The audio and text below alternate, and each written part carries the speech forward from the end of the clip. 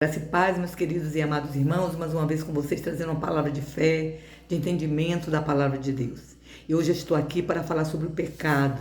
Foi solicitado através de um diálogo entre irmãos e alguém citou: o pecado pode ser para você e pode não ser para mim, então me explique o que é pecado. E o outro perguntou: sim, e como foi que aconteceu o pecado? Como entrou, como surgiu o pecado? E explique também como podemos fazer para não pecar. Então, dentro dessas perguntas, procurei alguns contextos bíblicos e vou explicar dentro da Bíblia o que é o pecado. Mas para continuar esta mensagem, eu vou fazer um pedido que eu sempre faço. Não se esqueça de dar o like, não custa nada. Você simplesmente está ajudando esse vídeo chegar a outras pessoas. Compartilhe, você vai estar evangelizando através desse vídeo. E se você tem alguma dúvida, coloque também no seu comentário. Tenho dúvida sobre isso, me explique. Eu vou estar dentro da palavra de Deus explicando também. E se você gostar do vídeo, se está sendo relevante, coloque também no comentário se foi bom, se te ajudou de alguma maneira. Se você está assistindo esse vídeo pela primeira vez, se inscreva no canal, toda semana tem um vídeo novo. E vamos agora esclarecer o que é o pecado. Pois bem, pecado é violação a um preceito religioso. Sinônimo de pecado é transgressão, violação, perversão. Isso é pecado. O pecado, na verdade, é uma desobediência a qualquer norma religiosa. Transgressão só é pecado se for desrespeito a alguma norma religiosa. Isso é uma transgressão, porque está transgredindo alguma lei religiosa, alguma coisa que vem da Bíblia, algum mandamento de Deus. Isso é uma transgressão que é como pecado. Pois bem, e o que é pecado? Como surgiu o pecado? O pecado surgiu lá no início. Como foi que aconteceu o pecado? Deus criou tudo, diz a Bíblia. Em 7 dias, Deus criou todas as coisas. E ele resolveu criar o homem também. E ele criou o homem e colocou no jardim do Éden, um jardim onde tinha muita plantação, muitos animais. E ali ele colocou o homem, deu uma ordem clara ao homem. Está escrito no capítulo 2, do versículo 16 e 17, diz assim: e ordenou o Senhor ao homem, Deus ao homem, dizendo: de toda a árvore do jardim comerás livremente, mas a árvore do conhecimento do bem e do mal não comerás. E no dia que comeres, certamente morrerás. Isso está bem claro. Logo depois, Deus criou a mulher. Criou a mulher e colocou também no jardim.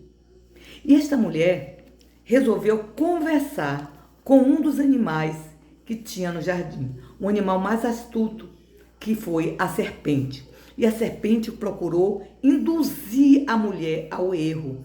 E ela tem um diálogo com esta mulher que começa no capítulo 3, do versículo 1. No último parágrafo do 1, diz assim: e disse a serpente à mulher, diz assim, é assim que Deus disse, não comerás da árvore do jardim? Ela pergunta, e a mulher responde, e disse a mulher à serpente: do fruto da árvore do jardim comerás. Foi o que Deus disse, pode comer de todos os frutos da árvore que tiver no jardim, menos de um, não é? Aí ela continua dizendo: mas do fruto da árvore que está no meio do jardim, disse Deus, não comerás dela e nem tocarás, para que não morrais. Aqui a mulher já altera alguma coisa, né? Ela diz assim: não tocarás. Deus não manda, não fala que não deve tocar. Ele diz simplesmente: não comerás, por certamente morrerás. E ela diz: para que não morrerás? Pois bem, isso é só um detalhe. Logo depois a serpente fala para ela que nada, isso não vai acontecer, você não vai morrer. Ela, vendo que o fruto era bonito, suculento e comestível, ela tira um pedaço daquela fruta, come e oferece a Adão. Adão come daquele fruto, mesmo tendo recebido uma ordem expressa de Deus dizendo para não comer. Ele prefere agradar sua mulher do que obedecer a Deus. Então a pergunta é: quem pecou? Da onde surgiu o pecado? Do ser humano, dos dois.